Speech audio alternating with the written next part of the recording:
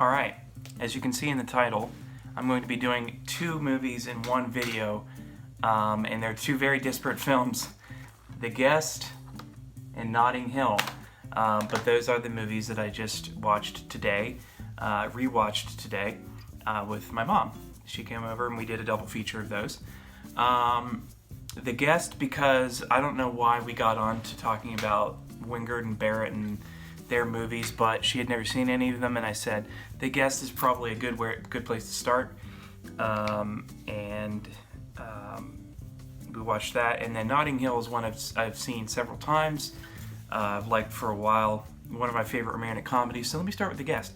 The Guest is again, it's Adam Wingard and Simon Barrett, the writing directing duo. I don't know which one does which, and it's Dan Stevens starring in a really kind of campy, fun, delightfully and intentionally cheesy like action thriller.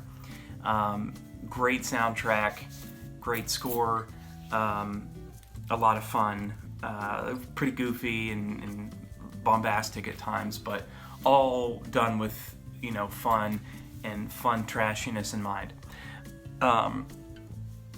It does hold up, but you have to think, both acknowledge and understand that it is kind of trying to be like a kind of a bad 80s like Terminator type thing while you're watching it, or else you won't.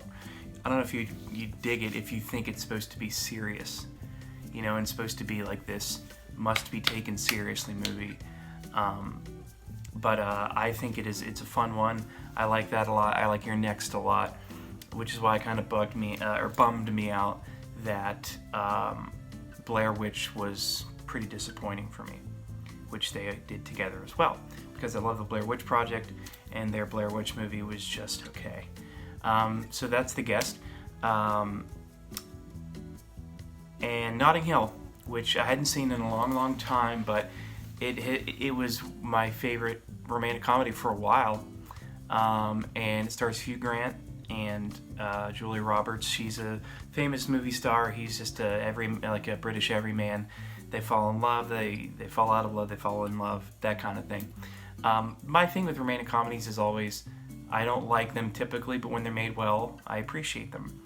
And typically they're made well when they're written by Richard Curtis, who also wrote Four Weddings and a Funeral, Love Actually, About Time, all of which are good to great. And I think he's done other things too, but those are the ones, including Notting Hill, that I like the most. This one, I would probably put it like at number 3 on my Richard Curtis rankings if I'm doing that. I don't know which one would be 1, but it would be About Time or Love Actually in the 1 and 2 spot, and then Notting Hill here. Hugh Grant is as charming as ever, and I think that their story is cute, and there's it's an interesting inversion of he's kind of the wronged one, and she has to apologize to him and win him back. Whereas typically you see in the romantic comedy, the guy makes the big mistake and has to come, running in the rain to say, "Oh, I'm sorry, I love you," to the woman. But in fact, she kind of is unfair to him most of the time. He just kind of takes it, and then she realizes, no, they're perfect, and she needs to apologize. They're perfect for each other, kind of thing, and that's really sweet, and he's sweet. And also the kind of side characters make that movie very good. His friends, his family members, the guy he works at the bookshop with is so goofy and lovable, and his flatmate Riz Ifans is very,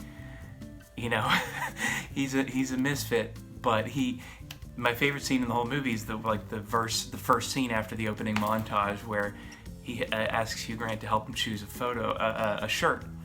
And mark this one explicit because I'm going to say what's on the shirt.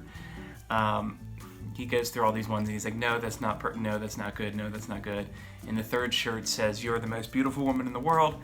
And Hugh Grant goes, that's a great shirt to wear. And he goes, great. And he turns back around and it says "fancy a fuck" on the back, and kills me every time. And I didn't realize it was the first scene in the movie. Again, sorry, family members, but that's just the way it is about the whole fuck word thing.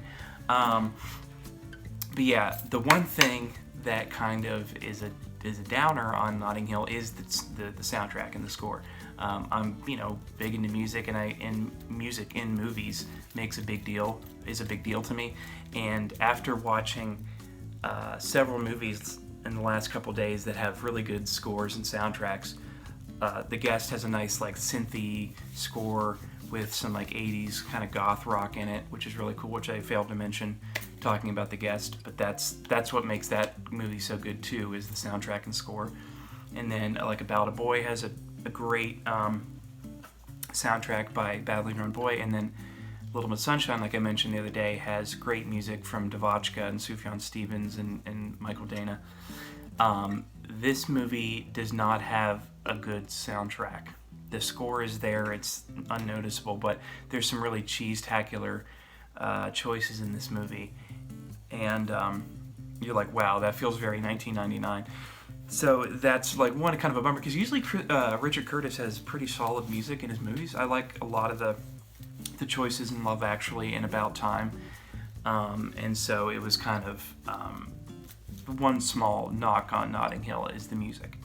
But I recommend both movies, maybe not to everybody, but if you want a trashy, fun, kind of a silly action movie, go to The Guest. If you want a very charming rom-com that's fairly cleverly written, I would go to Notting Hill.